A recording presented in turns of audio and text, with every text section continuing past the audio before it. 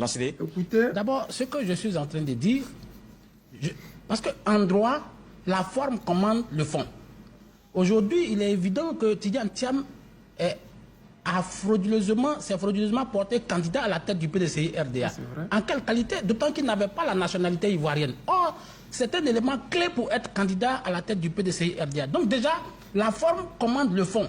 Donc lorsque la forme est mal ficelée, on touche, le fond n'a plus d'intérêt. Donc toutes les décisions qui sont issues de ce congrès de 2023 et tous les actes subconséquents sont annulés. Je prends un exemple. Quand le président Laurent Gbagbo a voulu confisquer le pouvoir en 2010, il a pris des actes, il a même fait passer des concours, mais quand l'ordre constitutionnel a été rétabli, mais vous voyez que il a suffi d'un décret pour remettre en cause tous les actes qui avaient été pris par le président Laurent Gbagbo. Je pense que Tidjane Thiam a pris des actes qui normalement n'ont plus raison d'être, puisque lui-même sa présence là est illégitime. Il ne devrait pas être là. Donc c'est ce que nous sommes en train de dire. D'accord. Donc il faut donc Beta Michel. Je suis un peu surpris lorsque j'entends. Ah, politique de Côte d'Ivoire. C'est-à-dire qu'ils sont dans souffrance là. Mais on continue toujours de mentir au peuple ivoirien.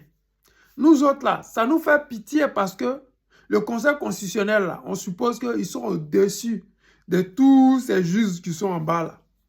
Donc quand le Conseil constitutionnel fait du président Gbagbo Laurent président à l'élection de 2010, il n'y a pas une autre haute juridiction au-dessus du Conseil constitutionnel.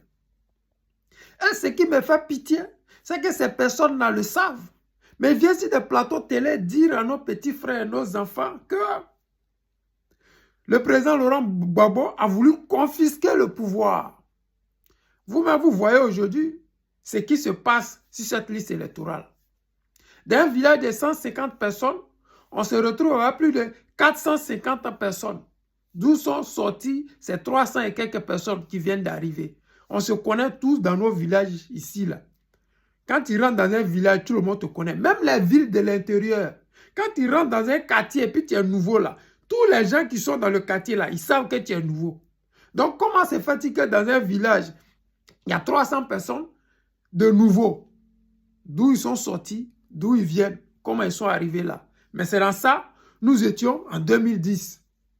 C'est vrai que l'élection qui s'est déroulée au nord là, à l'époque, ils n'étaient pas au pouvoir. Et comme c'est eux qui géraient le nord, ils ont tripatouillé le nord dans des élections où les habitants, il y avait peut-être 1000 habitants, il y avait plus de 3000 votants. Il y a quelqu'un qui a 1000 inscrits. On suppose que tous les 1000 inscrits, ils ont voté.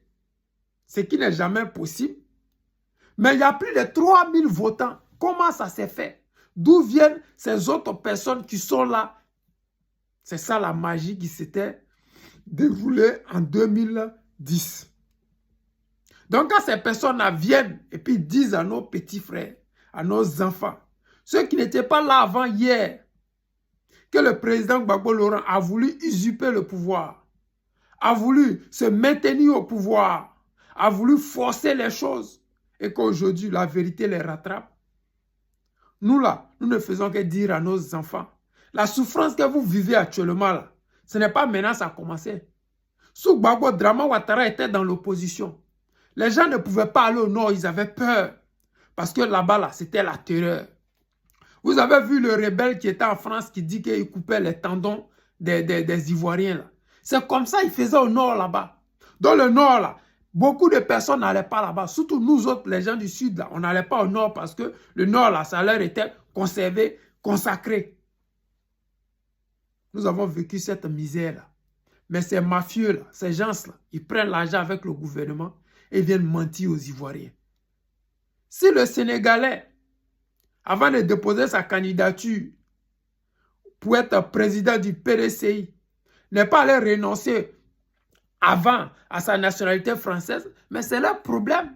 Mais venir mentir aux Ivoiriens, faire croire aux Ivoiriens que le guide président Laurent Gbagbo a voulu usurper le pouvoir, a voulu se maintenir coûte que coûte au pouvoir, alors que la seule chose que le guide président Gbagbo Laurent exigeait, demandait, c'était le recomptage des voix. Il avait même dit que si on pouvait faire venir la communauté internationale, c'est-à-dire que les BRICS plus l'Union européenne, parce que c'est eux qui se font, Union européenne qui se font appeler communauté internationale, et les États-Unis, pour venir faire le recomptage. C'était la chose la plus simple. Mais Draman Ouattara a refusé. La France a refusé. Celui que les gens appellent aujourd'hui Soro Guillaume, qui est devenu soi-disant démocrate, là, il a refusé le recomptage des voix, la chose la plus simple. C'est-à-dire que la Chine devait venir, le Brésil, l'Inde, l'Union européenne devait venir avec sa France, avec l'Allemagne, avec tous ces autres pays-là. Et puis ils allaient tous ensemble recompter ces voix-là. Ils ont refusé. Donc aujourd'hui, il fait s'asseoir sur des plateaux télé et puis dire à nos enfants que le président Laurent Gbagbo a usurpé le pouvoir en 2010. C'est pour cela qu'ils l'ont dégagé. C'est faux et c'est archi faux. Ils ont pris le pouvoir par les armes parce que la France ne voulait pas de l'idéologie du président Laurent Gbagbo. La France ne voulait pas que la Côte d'Ivoire soit démocratique. La France ne voulait pas que la Côte d'Ivoire puisse avoir 25%, 35% dans des parts de marché revenant aux Ivoiriens. Aujourd'hui, nous avons des parts de marché de 5%, maximum 10%. Alors que le président Laurent Gbagbo, avec 35%, avec la moitié du pays, avait promis de soigner les Ivoiriens gratuitement. J'ai dit bien gratuitement. C'est que Ouattara est venu et puis il a appelé CEMU. Et puis les gens ont la carte et puis ça ne sert à rien là.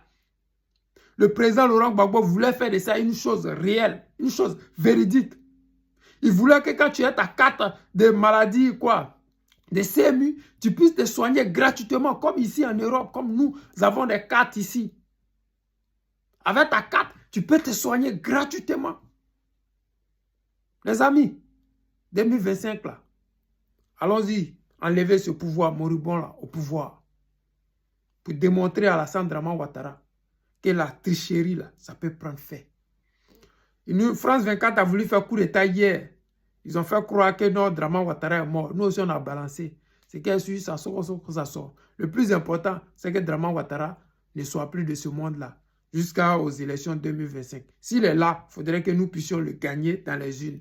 C'est ça qui est la vérité. Les amis, c'est le président Lota, l'ami des dirigeants qui se respectent. Je vous aime et je vous dis à tout à l'heure.